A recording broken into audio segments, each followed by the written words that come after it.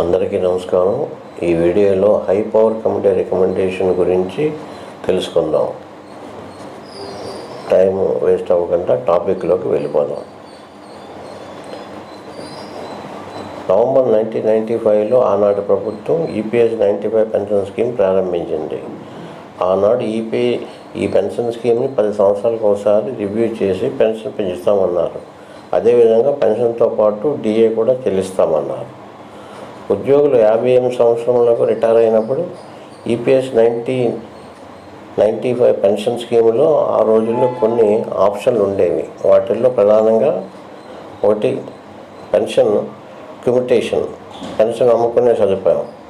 ఇది ఇతర పెన్షన్ స్కీముల్లో వల్లే దీంట్లో కూడా 1/3 పెన్షన్ క్యుముటేషన్, అమ్ముకునే సదుపాయం అనగా పెన్షనర్కి లంసంగా అతని పెన్షన్లో 30% ముందే చెల్లిస్తారు.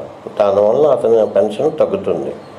15 సంవత్సరాల తర్వాత అతని పెన్షన్ అమ్మకంట ముందు ఎంత అయితే పెన్షన్ వచ్చేదో అది తిరిగి చెల్లింపు చేస్తారు. రెండోది return of capital, pensioners life insurance సదుపాయం. ఈ ఆప్షన్ కల్పించారు. ఈ పెన్షనరు ఈ ఆప్షన్ ఎంచుకుంటే చెల్లిస్తున్న పెన్షన్లో 10% తగ్గుతుంది. అనగా సుమారు 100 రూపాయల నుంచి 200 వరకు తగ్గించి పిఎఫ్ వారి దగ్గర ఉంచుతారు. ఎప్పుడైనా ఒకవేళ పెన్షనర్ చనిపోతే అతను జమ చేసిన అమౌంట్కి 100 రెట్లు మొత్తం అతని భార్యకు లేదా అతని ఫ్యామిలీ మెంబర్స్కి చెల్లిస్తారు. దీంతోపాటు అతని భార్యకు విడో పెన్షన్ కూడా చెల్లింపు జరుగుతుంది. ఈ కాలక్రమంలో 10 సంవత్సరాలకు ఒకసారి పెంచుతామన్న పెన్షన్ పెంచలేదు. డిఏ 4% నుంచి 1996 నుండి 2000 వరకు చెల్లించారు.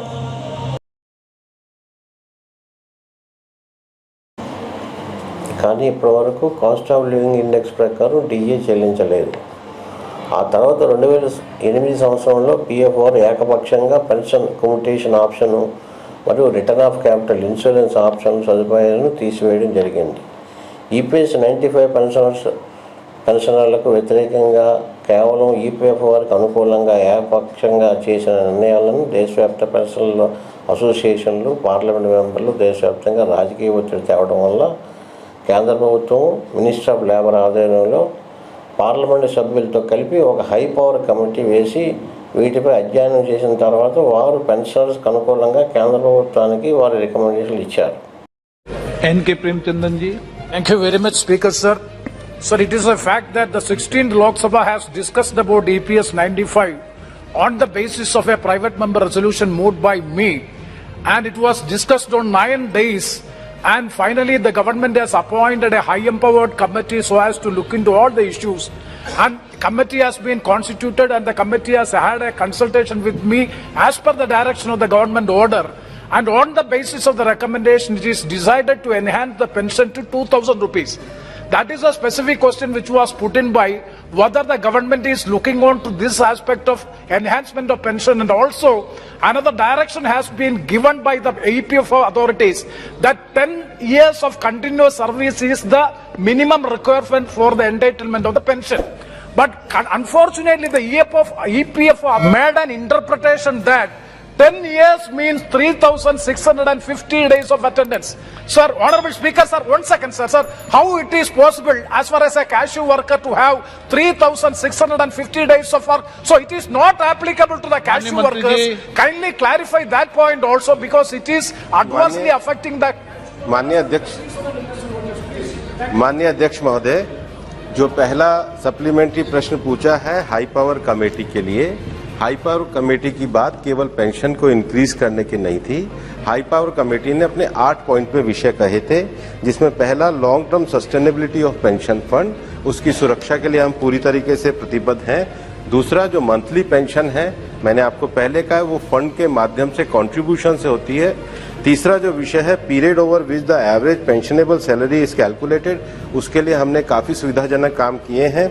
Restoration of commuted value of pension, reintroduction of the provision for the commutation of pension, restoration of the provision of the return of capital, linking the monthly pension with the cost of living index, or issue of payment of pension on higher actual wages to employees of exempted establishment.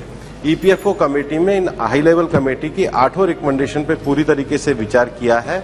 जहां तक वो cashew worker का बात बता रहे हैं, माननीय सदस्य मुझे पत्र भी दे चुके हैं, वो एक अलग ग्रीवेंस है, मैं उनका उत्तर उनके पत्र का निश्चित रूप से दूंगा। स्पीकर साहब, इसलिए मंत्री साहब, क्योंकि कोई ना कोई तकलीफ, चाहे एम्प्लॉयर हो वो अपना हिस्सा नहीं डाल सका, चाहे एमएसएमई वाला हो वो अपना हिस्सा नहीं डाल सका, जिससे बहुत बड़ी प्रॉब्लम है जो पीएफ में आ रही है।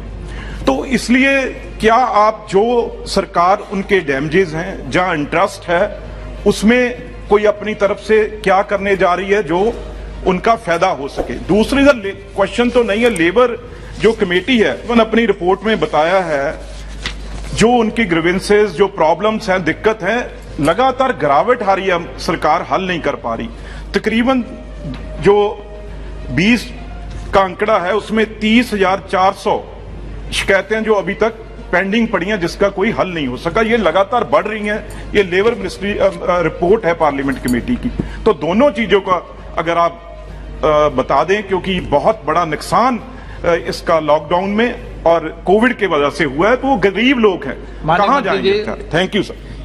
माननीय अध्यक्ष महोदय, मैं विशेष रूप से लॉकडाउन के टाइम में हमारे माननीय प्रधानमंत्री जी की दूरदर्शी नीति के कारण हमारी माननीय वित्त मंत्री जी बैठी हैं, ईपीएफ का कंट्रीब्यूशन सरकार के द्वारा किया गया था। मुझे लगता है कोविड में सरकार के द्वारा कर्मचारियों के लिए सबसे बड़ा राहत का कदम उठाया था, तो ये वाला कदम उठाया था। दूसरा जो विषय है, मैं माननीय सदस्य का धन्यवाद देना चाहूंगा कि लुधियाना के हमारे ऑफिस की कार्यक्षमता के बारे में उन्होंने प्रशंसा प्रकट करी है, लेकिन उनका ये कहना बिल्कुल सही है कि हमारा भी ये मानना है कि ईपीएफओ दुनिया के सबसे बड़े सोशल सिक्योरिटी फंड में है और जिसके सबसे ज्यादा जो हमारे जिनको सेवा करनी है वो हमारे रिटायर्ड कर्मचारी हैं। हमारे ईपीएफओ संगठन के द्वारा पिछली 2 कमेटियों से लगातार ट्राईपार्टी माध्यम से, जिसमें वर्कर्स के भी प्रतिनिधि थे, उद्योग श्रमिकों के प्रतिनिधि थे और सरकार के प्रतिनिधि थे, हमने 4 कमेटियां गठित करी है, जिसका एक का मैंने पूर्व में उल्लेख आईटी कमेटी का भी करा है, लेकिन हमने एचआर ग्रीवेंस का, पेंशन सॉल्यूशन का और कैपेसिटी बिल्डिंग का, तीनों का हमने गठन किया है और कमेटियों की रिपोर्ट को इस बार हमारी बोर्ड की मीटिंग में तय स्वीकार किया गया। इसकी कार्यान्वयन हम जल्दी ही पूरी करेंगे। Question number There has been a long pending demand from EPS 95 pensioners to raise their meager pension amount of 1,000 rupees per month. Sir, in 2012, the Kosari committee has recommended to hike the pension to a minimum of 3,000 rupees. Recently, Parliamentary Standing Committee on Labour given a report that the minimum pension which was announced in 2014 and continues to be applicable till date is grossly inadequate. And rupees 1,000 is reportedly not being given to many pensioners owing to various reasons. And sometimes the pension amount is as low as 460, something like that.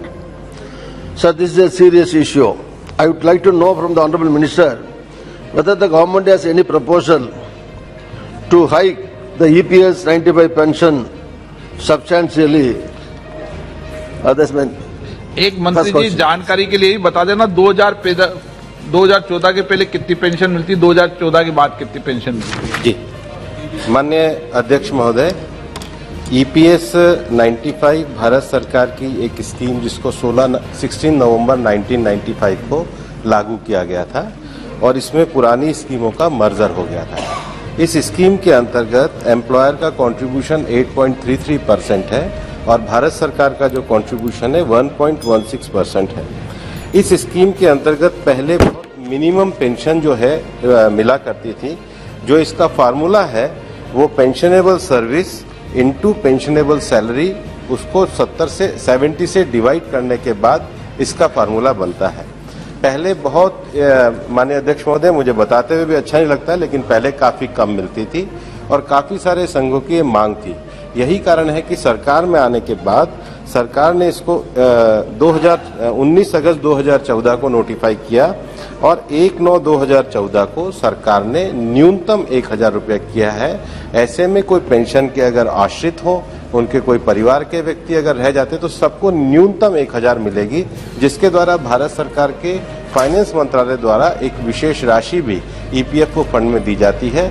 ये pension जो है, ये जो कर्मचारी हैं उनके द्वारा दिए गए उनके द्वारा अंशदान के न जोड़कर उनके जो मालिक और केंद्र सरकार के द्वारा दिए गए अंशदान से बनती हैं। अतएव जो उसका बीमा का फार्मूला है वो प्राप्त अंशदान के आधार पर ही ईपीएफओ निर्धारित करता है। वर्तमान में यही स्थिति है। ऑनरेबल मेंबर्स, ఇప్పుడు కేంద్ర ప్రభుత్వం ఈపీఎఫ్ ద్వారా ఎప్పుడు ఈ ప్రకటన చేస్తుందని దేశవ్యాప్త పెన్షనర్స్ అందరూ ఎదురు చూస్తున్నారు. Let us hope for the best. Let us hope for the best. వారి యొక్క కొత్త సమాచార వీడియోతో మీ ముందుకు వస్తాను.